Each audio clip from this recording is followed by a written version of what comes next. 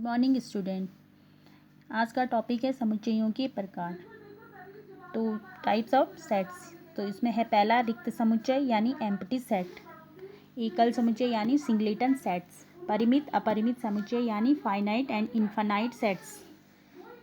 चौथा है समान सेट्स यानी इक्वल सेट्स, और ये पांचवा है तुल्य यानी इक्विवेलेंट सेट्स। तो ये आप लोग इनको ध्यान से पढ़ेंगे और अपनी कॉपी में नोट करेंगे। तो हम करेंगे उस जो सेट के टाइप्स ऑफ सेट्स है उससे रिलेटेड एक्सरसाइज। तो पहला क्वेश्चन है निम्नलिखित में से कौन से रिक्त समुच्चय के उदाहरण है। तो पहला क्वेश्चन है दो से भाज्य विषम प्राकृतिक संख्याओं का समुच्चय। तो जो रिक्त समुच्चय वो क्या होता है, उसकी डेफिनेशन में क्या है कि उसमें कोई भी अवयव नहीं होता है। तो दो से विभाज्य है ना, दो से विभाज्य विषम संख्याएं, तो दो से कोई भी विभाजित नहीं होती है, तो ये क्या है, एक रिक्त समुच्चय यानी एम्प्टी सेट है हमारा। ठीक है, तो ये है। दूसरा है सम अभाज्य संख्याओं का सेट। तो ये नहीं है।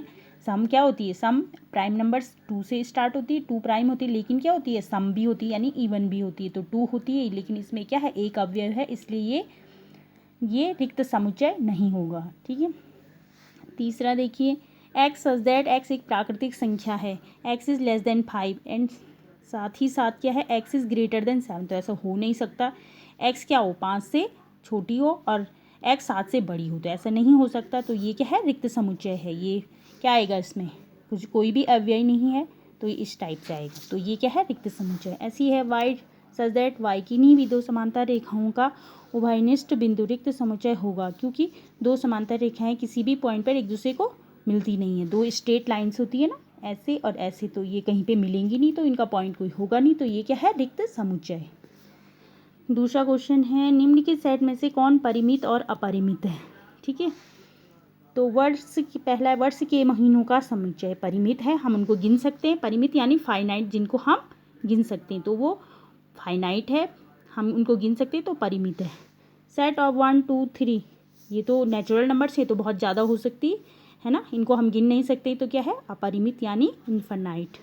सेट 1 2 3 99 एंड 100, तो ये निश्चित है ना, इसने सेट क्लोज्ड कर दिया यहाँ पे, तो 100 तक है, तो ये क्या है, फाइनाइट है। आगे देखिए, ये देखिए 100 से बड़ी धनात्मक पूर्णांक संख्याओं का समुच्चय अपरिमित। 100 से बड़ी धनात्मक यानी पॉजिटिव होती है, बहुत सारी होती है, उनको हम गिन नहीं सकते, तो अपरिमित। 99 से छोटे अभाज्य पूर्णांकों का समुच्चय परिमित है, हम 99 से छोटे अभाज्य पूर्णांक गिन सकते हैं ना, तो वो क्या है, परिमित है। तीसरा क्वेश्चन देखिए, निम्नलिखित सेट में से परिमित और अपरिमित, ये भी वही है, एक्स अक्षाओं के समांतर रेखाओं का समुच्चय अपरिमित है ना। एक्स अक्ष ये हो गया आपका, ये एक्स अक्ष है, ये है ना, तो इसके ये एक्स अक्ष के इसके हम बहुत सारी समांतर रेखाएं खींच सकते हैं ना, तो ये अपरिमित है।